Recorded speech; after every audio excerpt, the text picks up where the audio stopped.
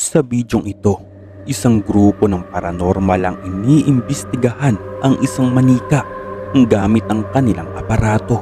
Whatever is there, can you move Eddie's arm, please?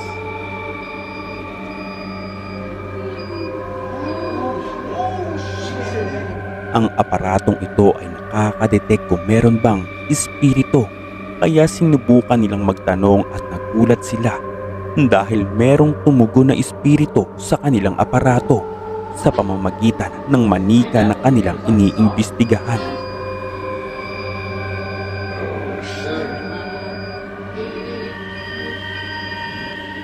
Nagulat sila dahil merong ligaw na kaluluwa o espiritu sa may manika at talaga namang nakakapangilabot.